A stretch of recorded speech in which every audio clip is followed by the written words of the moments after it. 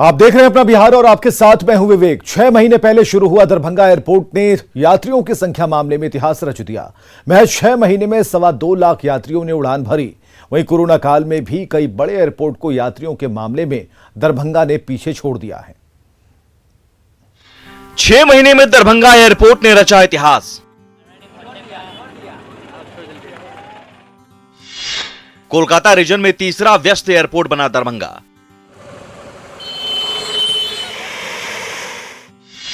छह महीने में 2.25 लाख यात्रियों ने भरी उड़ान।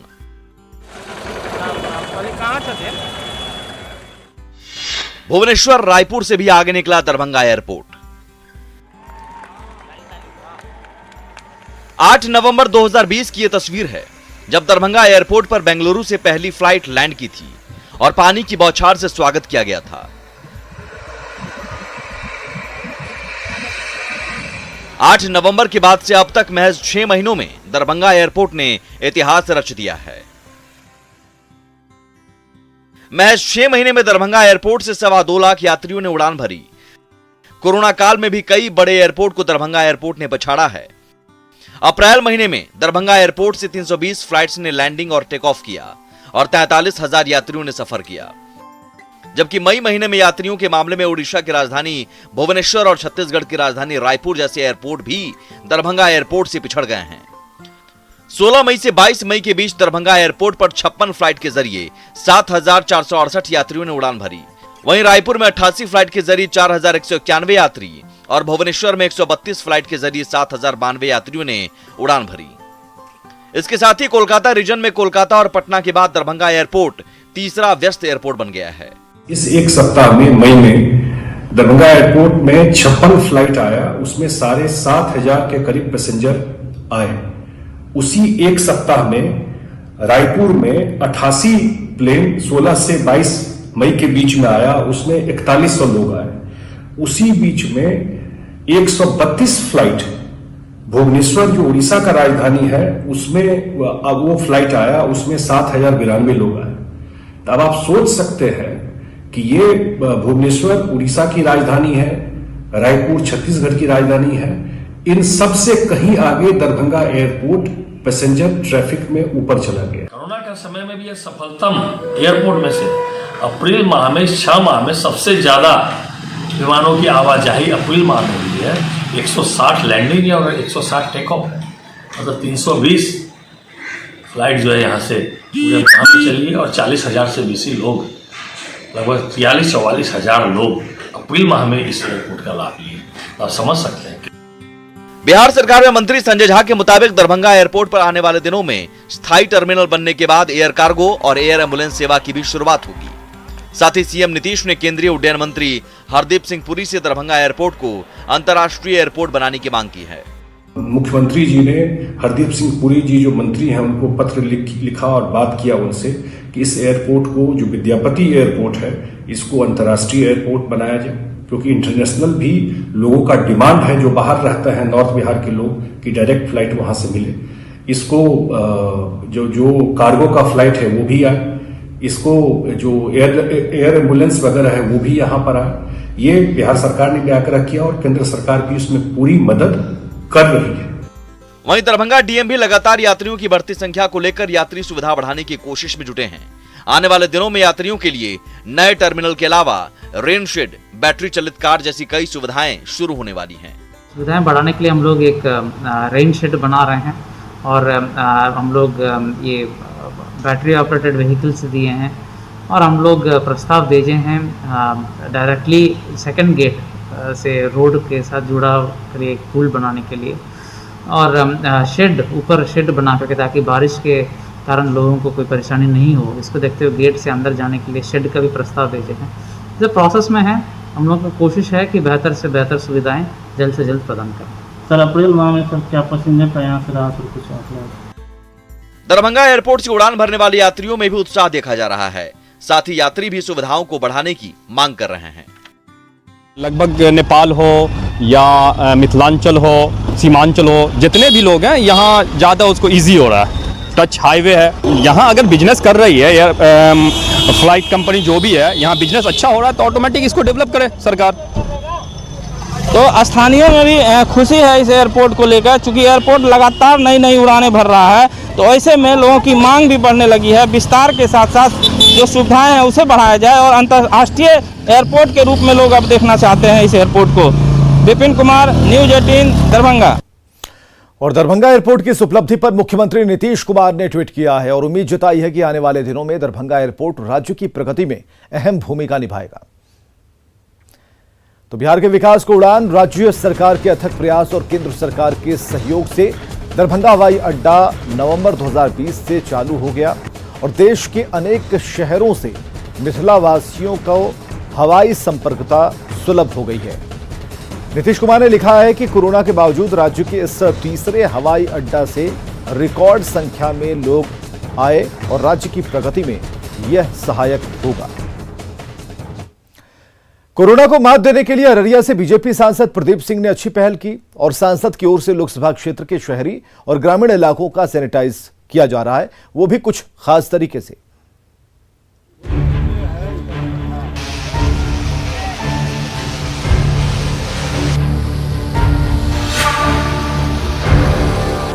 आसमान से कोरोना पर प्रहार की ये तस्वीरें अररिया की है, जहां जनता को कोरोना वायरस की मार से बचाने के लिए हाईटेक तरीका अपनाया गया है। ड्रोन के जरिए पूरे जिले को सैनिटाइज किया जा रहा है। कोरोना को हराने को लेकर ये हाईटेक पहल की है बीजेपी सांसद प्रदीप सिंह ने। सांसद ने हैदराबाद से किराए पर 2 ड्रोन मंगाए हैं। मैं एक दिन सोशल मीडिया में अपने मोबाइल से देखा कि साउथ के एरिया में, चेन्नई में, बेंगलोर वगैरह, कर्नाटक वगैरह में देखा कि ये ड्रोन के माध्यम से सैनिटाइजर का काम सैनिटाइज हो रहा है। तो मैंने संपर्क किया वहाँ से मोबाइल नंबर लेके, तो मुझे लगा कि जब वहाँ हो रहा है और WHO भी कहा कि ये हवा में भी वायरस में हो सकता है, ये अनेक तरह के लोगों का तर्क था, तो मुझे लगा कि ड्रोन मंगा के अररिया में भी करना चाहिए। लोग मुसीबत में है, आपदा की घड़ी है और इस तकनीक को यहाँ उतारना चाहिए। ड्रोन के जरिए अररिया जिला अस्पताल से सैनिटाइजेशन की शुरुआत हुई।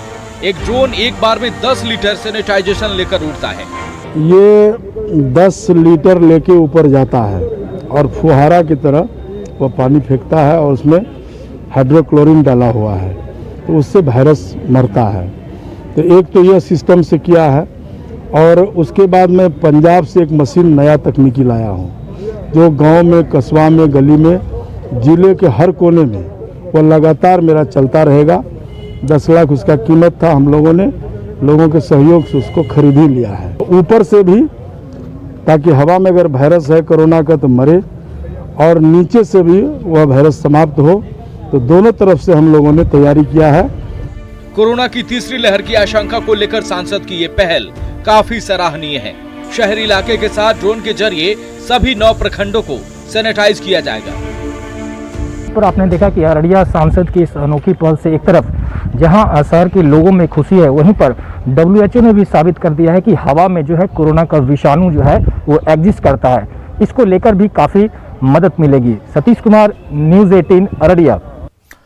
चलिए, अच्छी खबर यह है कि पटना एम्स में 2 साल से 18 साल के बच्चों पर कोरोना वैक्सीन का ट्रायल शुरू हो गया और एम्स के डॉक्टरों के साथ एम्स के स्टाफ ने वैक्सीनेशन ट्रायल में अपने बच्चों को शामिल किया है। सबसे पहले एम्स के डॉक्टर ने अपने बच्चों के लिए रजिस्ट्रेशन कराया और एम्स के डॉक्टरों का मानना है कि देश का वैक्सीन सबसे सुरक्षित है और यही वजह है कि इस वैक्सीनेशन ट्रायल में अपने बच्चों को शामिल कर रहे हैं और साथ ही लोगों से भी अपने बच्चों को वैक्सीन ट्रायल में शामिल करने की उन्होंने अपील की है। आज चिकित्सक होने के नाते हम एम्स पटना के चिकित्सक साहब भी काफ़ी खुश हैं, क्योंकि बच्चे का वैक्सीनेशन ट्रायल शुरू हो चुका है। सभी लोग अपने अपने बच्चे को इस वैक्सीनेशन ट्रायल में ले जा रहे हैं और मैं व्यक्तिगत रूप से बहुत खुश हूँ, क्योंकि जैसा कि हम लोगों ने वैक्सीन कराया आज से 7-8 महीने पहले और सुरक्षित हूँ, हॉस्पिटल में काम कर रहा हूँ, तो निश्चित रूप से अगर हमारे बच्चे भी वैक्सीनेटेड हो जाते हैं तो हम लोगों की खुशी 2 गुनी बढ़ जाएगी। क्योंकि एक चैलेंज है आज के डेट में चिकित्सक लोगों के लिए कि हॉस्पिटल से काम करके जाता हूं तो बच्चे से दूर रहना पड़ता है, लगता है कि वो संक्रमित ना हो जाए। तो अगर बच्चे हमारे सुरक्षित हो जाएंगे तो हम लोगों को काम करने का उत्साह काफ़ी बढ़ जाएगा और ये ज़रूरत की चीज़ थी। तो मैं सारे लोगों से गुजारिश करता हूं कि जब हम चिकित्सक लोग अपने बच्चों को वैक्सीनेशन ट्रायल के लिए प्रमोट कर रहे हैं तो आप लोग भी अपने बच्चों का वैक्सीनेशन कराएं। इधर बिहार में ब्लैक फंगस के मरीजों की संख्या तेजी से बढ़ती जा रही है और अब राज्य के सभी मेडिकल कॉलेजों में ब्लैक फंगस के इलाज कराने का फैसला लिया गया है। सीएम नीतीश कुमार के निर्देश पर सभी मेडिकल कॉलेजों में तैयारी पूरी करने का स्वास्थ्य विभाग ने आदेश जारी किया है। ब्लैक फंगस से बचाव को लेकर तैयारियों पर स्वास्थ्य मंत्री मंगल पांडे से बातचीत की हमारे सहयोगी ने। बिहार में कोरोना से हालात भले ही सामान्य होने लगी है, लेकिन अब ब्लैक फंगस कहर बरपा रहा है। ऐसे में सीएम नीतीश कुमार ने भी निर्देश दिया है कि सभी मेडिकल कॉलेजों में तैयारी किया जाए और वहां पर इलाज की व्यवस्था हो। बात करेंगे, मंगल पांडे हमारे साथ हैं, स्वास्थ्य मंत्री बिहार के। सर, जिस तरह से कोरोना ने अब कहर बरपाना छोड़ दिया, अब स्थिति धीरे धीरे सामान्य हो रही है, क्या लग रहा है? ब्लैक फंगस तो एक बड़ी चुनौती होगी आप लोग। देखिए, जब भी कोई नई बीमारी या पुरानी ही बीमारी लेकिन नए स्वरूप में आती है तो स्वाभाविक रूप से कठिनाइयां आ जाती हैं और इस पोस्ट कोविड पेशेंट्स के अंदर जो ब्लैक फंगस नामक बीमारी का प्रभाव बढ़ा है उसके कारण कठिनाइयां ये पहले फेज में ये बीमारी नहीं दिखी थी पोस्ट कोविड पेशेंट्स को, लेकिन इस बार ज्यादा दिख रही है। लेकिन बिहार पहला ऐसा राज्य है जिसने इसकी दवा एम्फोटेरिसिन को अस्पतालों तक पहुंचाया और अपने मरीजों को राहत देने की हमने कोशिश की है और लगातार हम इसकी निगरानी रख रहे हैं। माननीय मुख्यमंत्री जी का भी निर्देश है कि सभी मेडिकल कॉलेज अस्पतालों में मरीजों के लिए बेहतर व्यवस्था की जाए। मुख्य रूप से जो पटना के 2 बड़े अस्पताल हैं वहां अधिक मरीज हैं, पटना का IJMS और पटना का एम्स। इसके अतिरिक्त PMCH, NMCH और अन्य हमारे मेडिकल कॉलेज अस्पतालों में भी मरीज प्रतिवेदित हुए हैं। मरीजों को क्या भरोसा दिलाना चाहते हैं कि जितने भी मेडिकल कॉलेज हैं वहां पर बेड से लेकर दवा की व्यवस्था, डॉक्टरों की व्यवस्था मुकम्मल रहेगी? हर संभव प्रयास हम शुरू से ही कर रहे हैं और उसी का परिणाम है कि जो ब्लैक फंगस के हमारे मरीज राज्य के अंदर हैं उनको हम सभी सुविधाएं उपलब्ध करा रहे हैं और हमारी यही कोशिश लगातार जारी रहेगी और उन लोगों को हम इस संकट से भी बाहर निकालेंगे। सरकारी आंकड़े क्या बता रहे हैं, कितनी संख्या हो गई ब्लैक फंगस के मरीजों को? नहीं, देखिए क्या है कि कई सरकारी अस्पताल और प्राइवेट हॉस्पिटल्स में पेशेंट्स हैं, लेकिन मुझे लगता है कि 300 से अधिक की संख्या प्रतिवेदित हो गई है और यह संख्या निश्चित रूप से हमारे लिए भी चिंता का विषय है। लेकिन हम ने जो व्यवस्था बनाई है उसके कारण लोगों को साधन सुविधा उपलब्ध हो रहा है और भारत की सरकार से भी जो सहयोग अपेक्षित है वो हमें मिल रहा है। तो स्वास्थ्य मंत्री मंगल पांडे पूरी जानकारी दे रहे थे कि ब्लैक फंगस को लेकर सरकार जो है गंभीर है और ऐसे में सभी जो मेडिकल कॉलेज हैं बिहार के वहां पर तमाम व्यवस्थाएं मुकम्मल की जा रही है। इन्होंने भरोसा दिलाया है कि दवा से लेकर बेड की किल्लत नहीं हो, इसको लेकर सरकार प्रतिबद्ध है। कैमरामैन दीपक के साथ रजनीश कुमार, न्यूज 18 पटना। चक्रवाती तूफान यास का पूरे बिहार में असर दिखा, कहीं ज्यादा तो कहीं कम। अधिकांश जिलों में मुसीबत की बारिश हुई तो कई जगहों पर खराब सिस्टम ने लोगों की परेशानी बढ़ा दी। तूफान गुजरने और बारिश थमने के बाद कई जगहों पर जल जमाव और तबाही के निशान हैं। सीतामढ़ी चक्रवाती तूफान यास गुजर चुका है, लेकिन बिहार के तमाम इलाकों में तबाही के निशान छोड़ गया है। लगातार बारिश से सीतामढ़ी में उफनाई बागमती नदी में चंदौली के पास चचरी पुल देखते ही देखते बह गया। हादसे के वक्त कई लोग पुल पार कर रहे थे जो बाल बाल बच गए। मधुबनी में यास तूफान ने जमकर कहर बरपाया। भारी बारिश के चलते यहां एक मकान का पिछला हिस्सा गिर गया। हालांकि मकान गिरने से ठीक पहले आवाज सुनकर घर के सभी लोग घर से बाहर निकल गए थे, जिससे किसी तरह की जान की हानि नहीं हुई। औरंगाबाद में भी चक्रवाती तूफान यास ने गरीबों का आशियाना छीन लिया। रफीगंज के कोटवारा में लगातार हुई बारिश के कारण एक कच्चा मकान ध्वस्त हो गया। अब इस परिवार के पास न सिर छिपाने की जगह है और न खाने को एक दाना। जमुई में बारिश का पानी खेतों में लगने से सब्जी किसानों को भारी नुकसान हुआ है। फसलें पूरी तरह से बर्बाद होने से किसानों की कमर टूट गई है। लखीसराय में भी भारी बारिश ने किसानों की कमर तोड़ दी है। सब्जियों की फसलें पूरी तरह से बर्बाद हो गई हैं।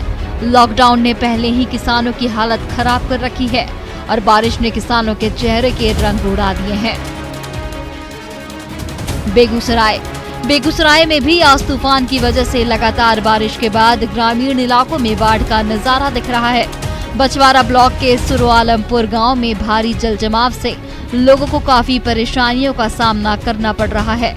बरौनी मुजफ्फरपुर NH-28 के किनारे बारिश से कई फीट का गड्ढा हो गया है, जिससे हादसे का खतरा बना रहता है। बक्सर में भी बारिश थमने के बाद अब कई मोहल्ले झील में तब्दील हो चुके हैं। चापाकल डूबने से हजारों लोगों के सामने पीने के पानी तक की दिक्कत हो गई है। जल निकासी को लेकर नगर परिषद की तैयारियों की भी पोल खुल रही है। समस्तीपुर दलसिंह सराय अनुमंडल अस्पताल में भी तालाब सा नजारा है। अस्पताल में पानी घुसने से मरीजों से लेकर कर्मचारी तक परेशान हैं। यास चक्रवात के कारण दरभंगा में हुई 3 दिन की बारिश ने प्रशासन की पोल खोलकर रख दी। स्थिति तो पूरे शहर की ही नारकीय है, लेकिन इस रिपोर्ट में जरा यहां के सबसे बड़े अस्पताल DMCH का हाल जानिए।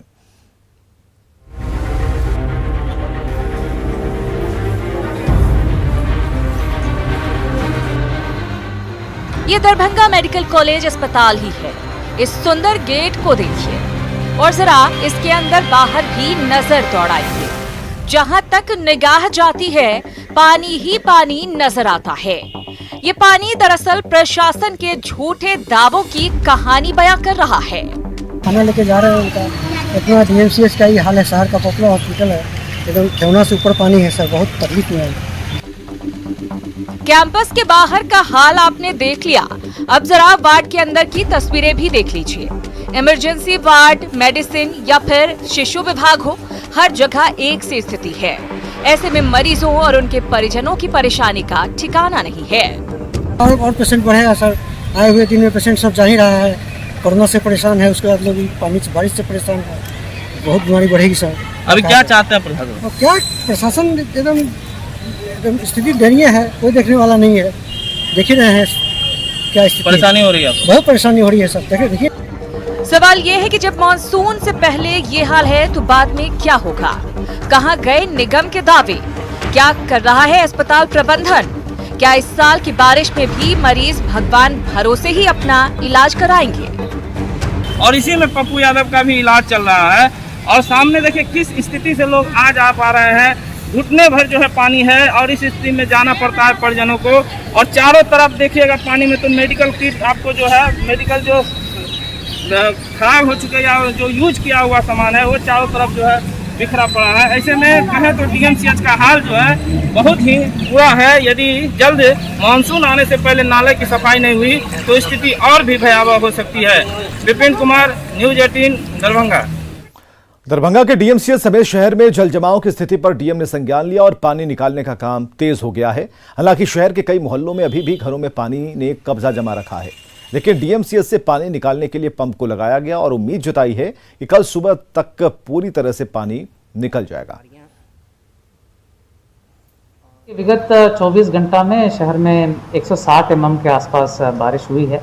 इस वजह से लगभग 19 वार्ड में हमारे यहाँ जल जमाव की स्थिति है। आज एक आपात बैठक हमने किया है, लेकिन अच्छी बात है कि पानी तेज़ी से निकल रही है और पंप हाउस भी लगातार काम कर रही है। कहीं कहीं 1.5 फीट 2 फीट का पानी 4 या 5 वार्ड में बताया गया है। मॉर्निंग तक मैक्सिमम निकल जाएगा। DMCH में भी हम लोग प्रयासरत हैं कि ज़्यादा से ज़्यादा पंप सेट लगा करके पानी निकलवा दें। वहाँ पर 4 टीम ऑलरेडी काम कर रही है और टीम बढ़ाने का भी नगर निगम को निर्देश दिया। और खबर है खगड़िया से, जहां एक युवक की पिटाई का वीडियो वायरल हो रहा है। वायरल वीडियो चौथम थाना क्षेत्र के बहियार का है, जहां ग्रामीण मक्के की खेत में युवक को चोरी के आरोप में पीट रहे हैं। लोगों ने पहले उसकी चप्पलों से पिटाई की, फिर उस पर लाठी चलाना शुरू किया और पिटाई करते हुए उसे गांव में पुस्तकालय के पास ले आए, जहां हंगामे के बाद बीच बचाव के बाद युवक को छोड़ा गया। इस वायरल वीडियो के मामले में DSP ने जांच कराकर कार्रवाई की बात कही है।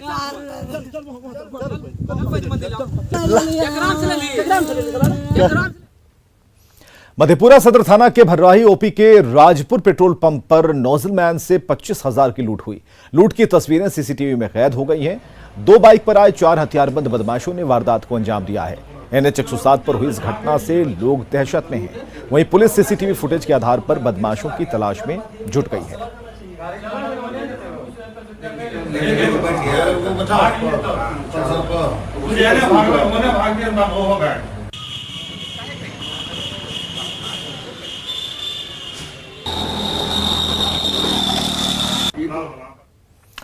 नेटवर्क 18 ये सुनिश्चित करना चाहता है कि हर भारतीय को कोविड-19 टीका मिले और टीकाकरण जागरूकता बढ़ाने के लिए नेटवर्क 18 और फेडरल बैंक की पहल संजीवनी शॉर्ट ऑफ लाइफ को सपोर्ट करें। हेल्थ एक्सपर्ट अपोलो 24/7 आपके साथ है।